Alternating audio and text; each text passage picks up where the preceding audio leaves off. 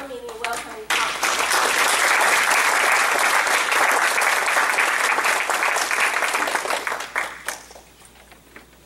In a job interview, what if you were asked, if you could be any type of tree in the world, what would it be and why? What if you were asked, if you walk into a room, on a scale of 1 to 10, how weird are you and why? What if you're getting lost in what's going on around you in a conference call and your boss says, Tom, what's your opinion? Huh, what? What if a political activist was knocking on the door trying to engage you and you didn't have time? What if a telemarketer called you and you didn't want to be rude, but you also didn't want to be on the line? If your jaw dropped open and nothing came out, or your mouth opened and a flood of unorganized thoughts and words came out, this session is for you. We are engaged in unprepared conversations daily. What I want you to walk away with from today is 1, the ability to refine the technique to think quickly. 2, organize and articulate innovative and unique thoughts thoroughly. 3, engage the audience in short time. In my very first job, I was 14 years old and a peer of mine asked, "What's up?" It's the first time I ever heard the question asked so casually. I was silent. In fact, to this day, I don't think I ever answered. My response, by the way, is not much. How many of you are familiar with the term cocktail party syndrome? Oh, it's a real thing. According to Wikipedia, it's also known as Williams syndrome, and it means the unusually cheerful demeanor and ease with strangers. I coined the phrase for myself as the opposite, as leaning against the wall in social situations, doing my painfully shy and introverted best not to say anything dumb. I want us all off the wall and into action. We practice these skills every day as Toastmasters doing what? Tabletop. I want to share with you today how hard work, practice, and preparation, yes, I use the words practice and preparation, took me from this painfully shy and introverted individual to the 2-time reigning District 45 Table Topics champion. I tell you this not to say, look at me. I mention this because thinking quickly on my feet is, in the present tense, my Achilles heel.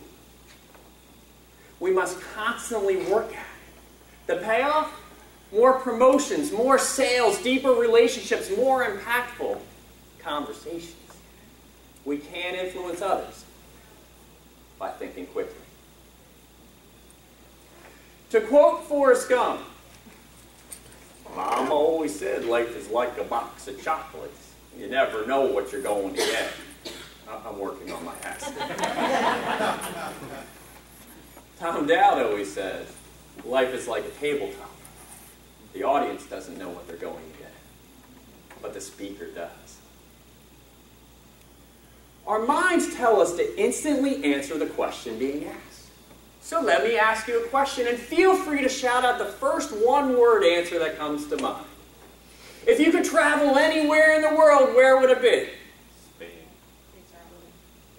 Shout out the first one-word answer that comes to mind. If you could travel anywhere in the world, where would it be? Italy. Mansfield. You may have to go back to the past. We selfishly thought of an immediate response and then blurted it out. Why did I say selfishly? It's not what we thought. It's about what we thought. And we'll get there in just a little bit. So now that we have our one-word answer, now what? What we really need to do in that very short period of time is anticipate the follow-up questions with answers relating to who, what, where, why, when, and how. We must answer, now what? So let's stick with the travel example, and let's use Hawaii as an example. Whom might you go with? Anybody? Spouse. Friends. Friends. children.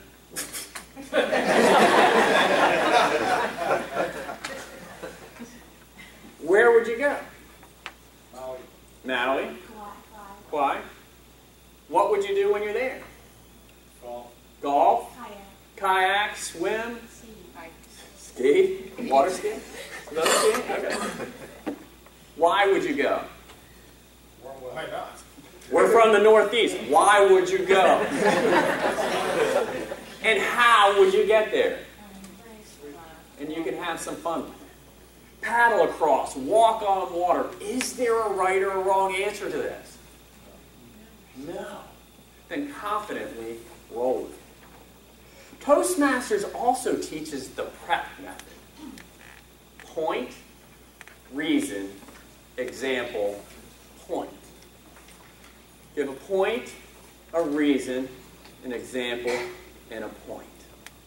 If you take the PREP method, along with who, what, where, why, when, and how, you can formulate a very strong answer.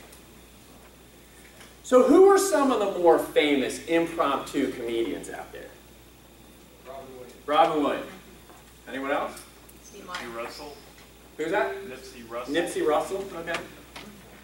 The one that always comes to mind for me is Robin Williams. And he's known for his comedic ramblings that have a flow, a story, a message. Do you think he makes that stuff up on the spot? No. He's refined and honed these skills over years of practicing his material. You can go back to some past speeches you've written, table topic responses you've given, or conversations you've had at the dinner table over the years. You can find a way to fit in a situation or message you want to share. You too have material.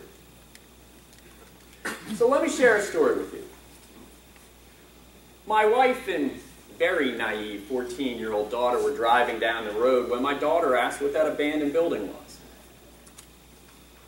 My very reluctant wife answered, "That's a topless bar." Now, before you think I'm about to get inappropriate, my daughter asked, "What'd they do in the rain?"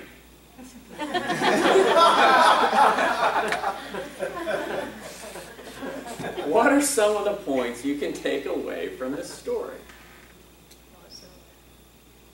The unusual. Okay, the unusual. There's a message in there. Outside the box. Yeah, for me, it was the naivety of children, or twists and turns to a story, or casual conversations gone awry.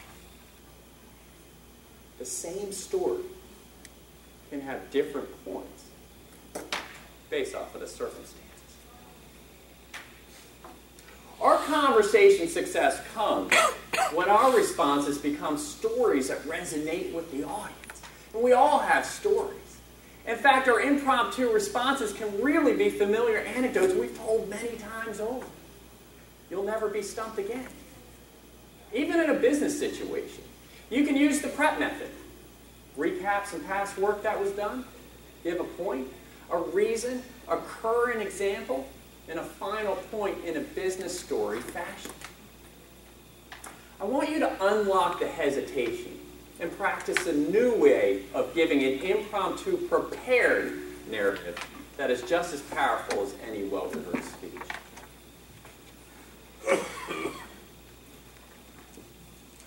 It's audience participation time again. Feel free to shout out the first one-word answer that comes to mind. What's your favorite color? Green. Black. What's your favorite food? Sushi. I heard something about sauerkraut, asparagus. I'm looking for a volunteer.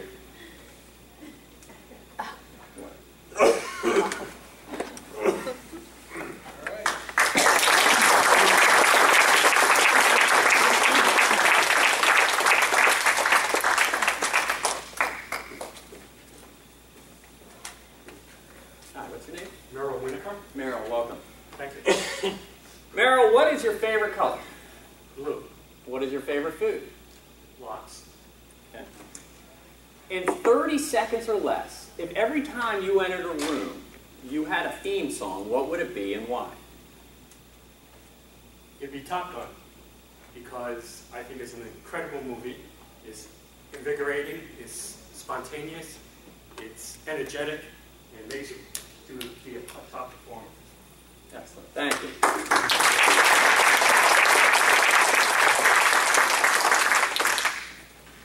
What's the point of that exercise? Yeah, there is a point. It's to teach us that our minds are predisposed to answer the previous question, and we're anticipating something similar. What we really need to do in those situations is quickly break that mindset, and then confidently go down this path, formulate a new, strong answer. Is there a right or a wrong answer to this? No. Then confidently roll with it. In a business scenario, we need to be particularly cautious about being led down a prescribed path. That's in-the-box thinking. We can share what we do know, and then engage the audience and or person with questions, even rhetorical questions. We can have a conversation. There's no rules that say that we can't. We need to stop answering the question immediately, indirectly, and start to formulate a story. It's not slides and graphs that will grab their attention. I was sitting with a bunch of high school students going over job interviewing. And I asked the tree question. And I got the typical maple, oak, birch. And then I got to the person I perceived to be the troublemaker. He stood up and he said, "I'd be a cactus." Now, is cactus a real tree? I have no idea. He said, "Because I'm prickly, and no one knows me. But every once in a while, a little animal will start to burrow in and start to feed off of me. And then I'll start to feed off of them. I wish more people would get to know me." And then he sat down. Besides lessons in making rash judgments, there's lessons in here about being memorable. What truly makes us human is emotion. We need to emotionally connect with the audience. It's not numbers and stats that will grab their attention. In my very first table topics contest, I finished in 3rd place out of 3 people at the club level. The next year, I competed in both international and table topics, and I was having some good fortune with international. With table topics, no one competed at the club level, so I moved on. At the area level, there were only 2 of us, so we both moved on. So there I was, standing at the division level, not knowing if I should be there or not. I had just given my international speech and had done fairly well, and I was last to go with table topics. When I got the question, if you're given $750,000, how would you split it 3 ways equally among charities? Out of the corner of my eye, I saw my 3 daughters. And thus started the freight train that turned into a train wreck. I gave some answer about their college tuition, trying to be funny. The division governor came up to me after, chuckling, saying, "It was nice of you to throw the contest, knowing you were moving on for international." I didn't throw the contest, but I did blow the contest. You see, there are some lessons that are in here. 1, I was trying to be funny, and I'm not. Just ask my wife. But I also wasn't being me. But that's the other lesson. It's not about me. It's about the audience. How is the audience going to relate to my answer about college tuition? How is that going to resonate with them? It couldn't. The division governor went on to say, "It was interesting how you had just given a speech on cystic fibrosis, and how she knew of another speech I gave on animal rescue, and how she and I had just been talking about the Japan tsunami before the contest." I should have been doing what she was doing, and that's reach back to the past to find a way to emotionally connect with the audience. I could have asked rhetorical questions to engage the audience. I could have found motivational points such as caring, giving, community that relate to most, if not all, audiences. I had the perfect setup. In Toastmasters, in a 7-minute speech, we are taught to have a strong introduction, 3 points or stories to support our message, and a memorable conclusion. Using this teaching, I had the answer in the palm of my hand.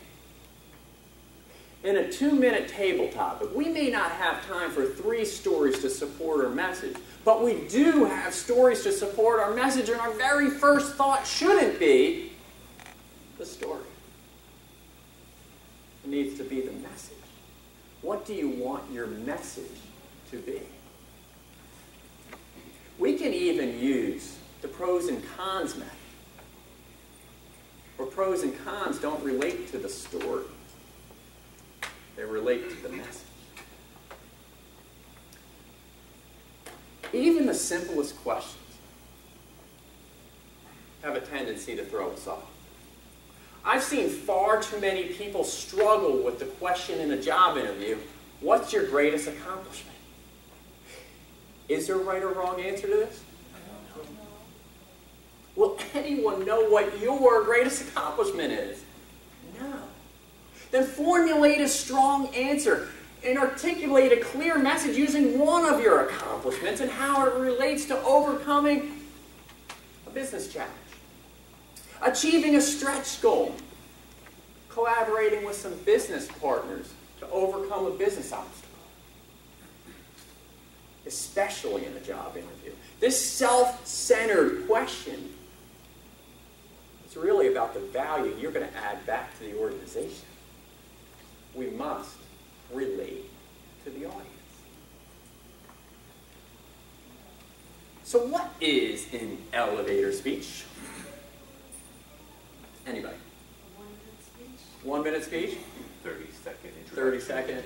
Job skills, or who you are. It's who you are in a nutshell. If you take nothing more out of today, I want you to write a 2-minute, a 5-minute, and a 10-minute version of your elevator speech. And those different versions allow you to relate to the audience depending on the situation. You don't think you'll ever need it? Colleague and I were down in Charlotte, North Carolina, working out in the hotel gym before a meeting, and there was our CEO of 300,000 people. We all had our headsets in, so it was fine. My colleague and I finished our workout, got into the elevator, and in came a hand to stop the door. We didn't have 2 minutes, we had 2 floors. There's a pool of answers that I have written on my elevator speech, and one I go to periodically is the first time I ever heard the phrase, Tom's communication skills are his key strengths. You have to understand, I was a communication major in college, but I went 18 years being told that I couldn't communicate on my performance appraisals. So I talk about how I had to take action if I wanted to find any success. So I talk about how I joined Toastmasters. And Toastmasters changed my life and career. And I give some examples of how that's happened.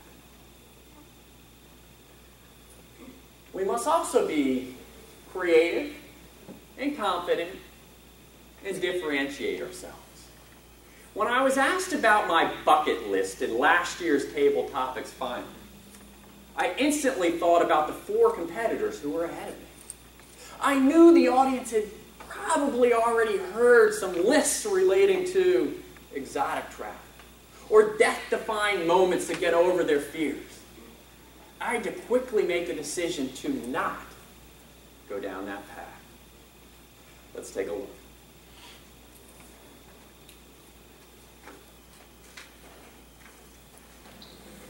Tell us about any items that are on your bucket list. Tell us about any items that are on your bucket list. Tom Dowd.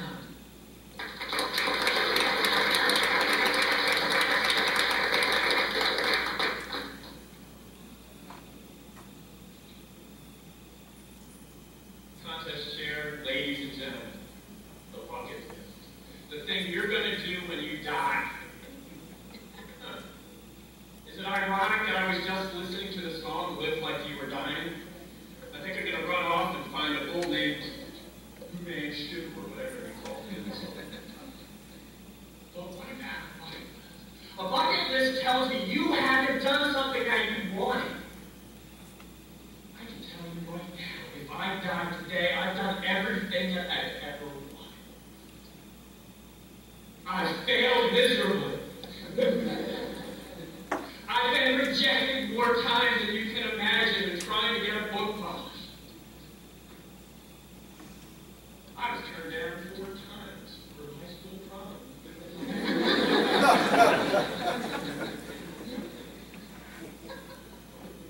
But what I will tell you is that if you have everything that you want, you don't need a bucket list. You can have other stuff you'd like to do, but I would never tell you I have a bucket list. I wouldn't want to jump out of a plane because I'm afraid of heights. But what I will tell you is that I've met the woman of my dreams. As much as I'm sure you love your children, I have the 3 greatest children ever. I live in the greatest state of Maine. Canada's beautiful too, by the way.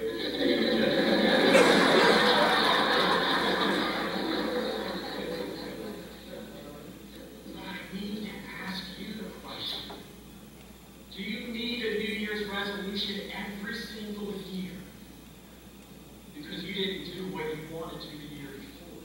Do you need a bucket list in your life because you haven't done everything in your life? If you haven't done it, don't write it down, just do it.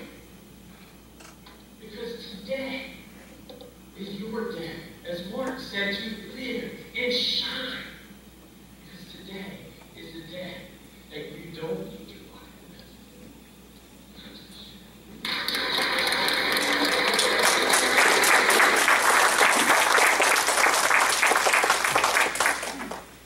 Table topic that just keeps giving. I share this with you to reinforce some of the previous points. It was a chance for me, to be true to myself, but remember, it's not about me. It's about the audience. We can reach deep down into our hearts and souls, play to our strengths, know the audience, and then emotionally connect with them. And then confidently go down that path. Confidence will take you an awful long way. We are presented each day with the need to spontaneously and succinctly convey our thoughts, ideas, and opinions. Those who do it well, consistently, land the big job, grab the promotions, but more importantly, can influence those around them. Life is one big tabletop. Confidently roll with it.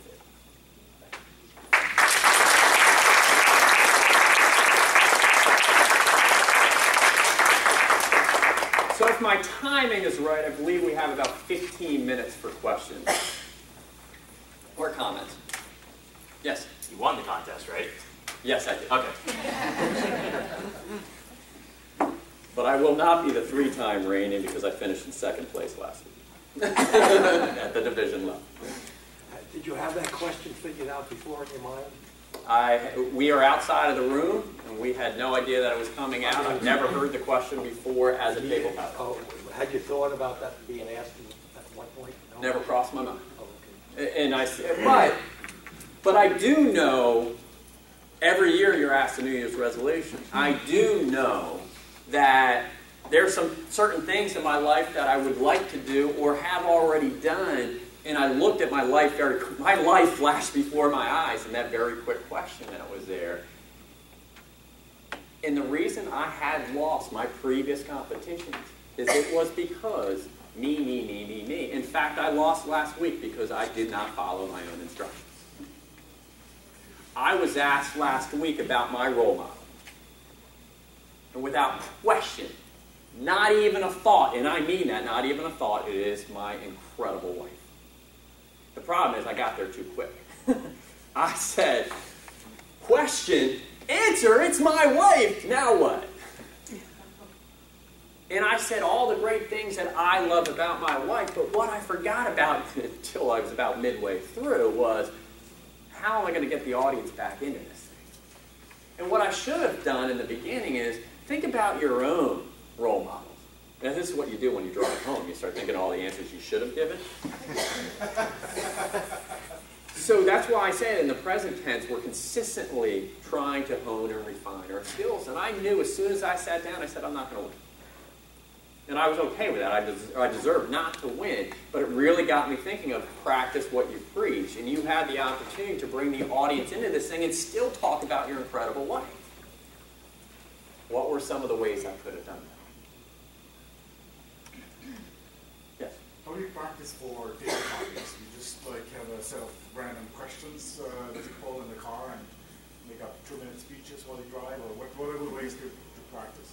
Yeah, here's what's really funny, because I talk about practice and preparation. I have failed the most when I've had my children ask me questions. Because what I'm trying to do, and this is where we will fail with table topics, is we try to memorize the question. And I'm glad you asked that, because you're saying, Tom, did you already know what your answer was going to be if you ever got that question? The problem is not with the bucket list. The problem is I had already done that in my head with the role model question, because I've heard it in the club meeting 100 times over. And so you start to memorize your answers, and as soon as you do that, it becomes really dangerous. We think too much. But when I talk about practice and preparation, I'm talking about just refining your communication skills. So practice your speeches.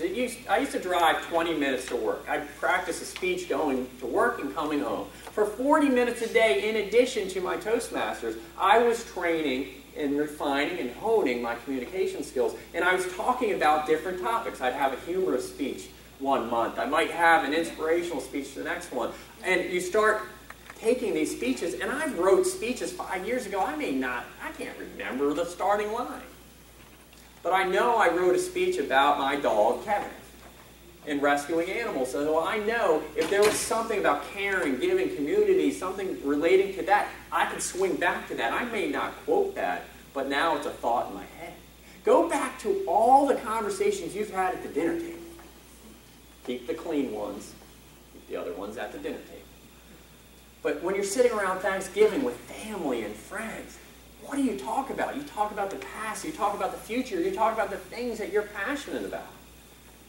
That's where your practice comes from, because instead of looking forward, saying, gee, what should my answer be? Reach back to the past, the things you already talk about and know. And so the practice comes from, gee, if I was to tell a story about this, how would I tell it? So I'll just come up with a story right now. And yes, I've told this before. I am the announcer at the U.S. National Toboggan Championships. Anyone know what that is? Do you? It's in Camden, Maine. It started with about 20 people and a couple beers about 25 years ago, and has grown into this 8,000 to 10,000 person event where people come from all over the United States and worldwide. I lucked into becoming the announcer. So there I was announcing that there's 450 names of teams that walk a real fine line of appropriateness. Well, I don't read those ahead of time. There's just far too many. And so I'm going down, and they're coming down this hill. It's about an 8-second ride. They come down. I announce the name. We have some fun with it. And down the hill they come, losing your virginity. To my 8,000 to 10,000 friends out there, I apologize. I had not read it ahead of time. But it did go through some type of editing and censoring. I get home that night, and my wife says, your 12-year-old wanted to know what that was. So my wife had to get involved in the conversation on birds and bees. And my daughter said, no. I don't need to know what virginity is. I need to know what losing is.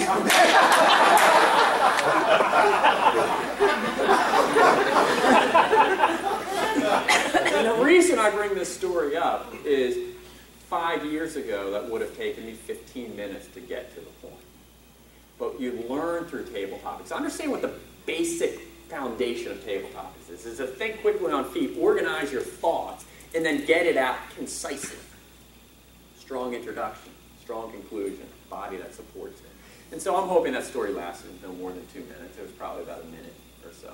But that's what you're trying to do. When you're saying practicing, you're going back to things you're very familiar with. But they can have different points to your story based off of what it was. It was a good question.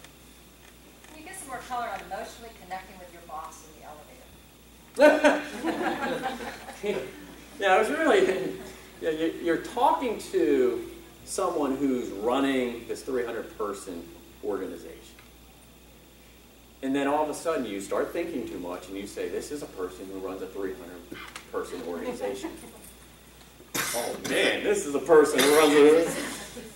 And what you realize is they're just a person. He's not going to remember me by the time he gets to the 3rd floor. And if you think of it that way, it's, listen, it's a conversation. Public speaking is a conversation. And all of a sudden it's like, hi, my name is Tom Dowd. I work for you in the main office. Work in the risk area. And he had actually just given an interview with 60 Minutes. I said, I saw your 60 Minutes interview. It was phenomenal. And then the other person went in and talked about what his background was. And all of a sudden we're 2 floors later. Or it could have been, prior to Toastmasters, but now I get to tell a story of I ran into my CEO. and that's, we overthink the situation. We overthink a question being asked in table topics. We think too much. And part of it is just confidently roll with it. Or stop answering it immediately. And when you ask for the color, the person comes in, it's like, that's our CEO. That's really cool. Hi, my name is Tom Dowd. It's a pleasure meeting you, and I really meant it. And so it doesn't have to be more than it really was, but we overthink it. Stop thinking. Tom, can you elaborate a little bit more on the elevator speech itself, just kind of preparing that and maybe a little content on it? Yeah, I would tell you, take a blank piece of paper, put your name in the middle, and just start taking all the great things you would want someone to know about you. So I will tell you, this is your chance to brag. I'm not a braggy person, but if it is a fact, and I teach this in interviewing, it's not bragging if it's a fact. I am part of the National Speakers Association. That's a fact. I don't go running up and down the street saying, look at me, I'm part of the National Speakers. But when it makes sense contextually, I'm going to give it. I am the 2-time reigning district champion for table topics. It's a fact, but I don't run up and down the street telling you that, and I know I'm not going to be the 3-time reigning. But you want to put these facts on who you are. And then you start to organize those into a fashion that say, what do you want people to know about you? So I can compartmentalize saying, here are the things that I've done as an author. Here are the things that I've done as a speaker. Here's what I've done as a painfully shy and introverted person trying to figure out who I wanted to be in my transformational story. Here's who I am at work. Oh, here's what happened when I lost my job on June 6th last year. Here's what happened when I got my new job 59 days later. And so you start to compartmentalize, and all of a sudden you realize you have a story. Your accomplishments are far and wide. They are pages of information. And then you say, all right, I'm going to give you a 2-minute version, and then practice it as a speech. If you were to run into somebody, what would you tell them? So I told you I have these pool of answers that I have. Well, the pool of answer I went to is I went to what would relate to him and what do I do for him at this organization. I am a risk manager for him. So I talked about what I do there. So you have to start to figure out, but if you're sitting there saying, what's my greatest accomplishment? Yeah. And I've seen far too many people struggle with that. So start to put it down on paper and then start practicing. And what you'll start finding is as you're practicing is, maybe I'm sounding a little braggy here. Or maybe I'm missing out on some things that make me who I am. My biography, my bio starts with the loving father of 3 beautiful children. Because they are who I would want to be. Everything that I do is for them and my wife. That's how I want to start my bio, my introduction. And so it comes out across that way. And so you want to figure out who do you want to be defined as. When someone walks out of the room, are they going to want to keep talking to you? It's your story, so go ahead and learn how to tell it. Because no one else is going to tell it for you. You have to really think of it. No one else is going to tell it for you. Yes? Yes, Tom, you had mentioned, you reviewed a couple of times about frame of mind and thinking too much. Is there anything you recommend before you go into a situation, such as maybe a sales call or a job interview or table topics, where you need yourself in the right mindset so you don't go back to your old ways?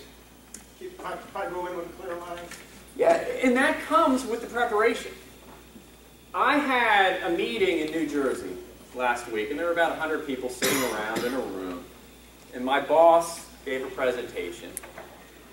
And he says to me after, I'm the public speaking guy, how'd I do? I said, you know, I don't know, you know. I said, what do you mean? I said, the first half of your presentation was all mixed in with your nose. And he said, that's really interesting. He said, why do you think? I said, oh, well, tell me how you prepared. He said, oh, I went up 5 minutes before. I took down a couple notes and I went up there. And I said, you should have listened to your second half of your presentation. You got more comfortable. You knew what you were talking about. You figured out what zone you wanted to be in, and then it was great after that. And the point I'm making here is his preparation was not the 5 minutes before. He had no preparation. He was winging it. Your preparation happens beforehand. You know, if you're a football fan, it doesn't happen. Your football plays don't happen 5 minutes before the game. They come in with the practice beforehand. So if you're preparing for a meeting, even if I have a one-on-one, I'm figuring out who that person is, what their background is, why I'm meeting with them, and what can I do for them as my one-person audience. And I have notes, and I have, even if you're not writing down word for word what you want to say, you have to put down, this person cannot walk out of my office or hang up the phone without knowing these minimum points. And you write down these points and you say, before I get you off the phone, I want to make sure we're connected on this piece right here in this. And the thing that I learned the most, because at work I had this roller coaster ride, which is what my first book is based off of blaming others and cynicism and defensive and all that other stuff. But I did everything in my power besides trying to climb up the corporate ladder to impress everyone around me. It was all about impressing people. I was a painful guy, an introverted guy, just trying to get his little limelight every once in a while to get that one promotion here and there, and that became my roller coaster ride. But Toastmasters was one of those things that taught me to be me.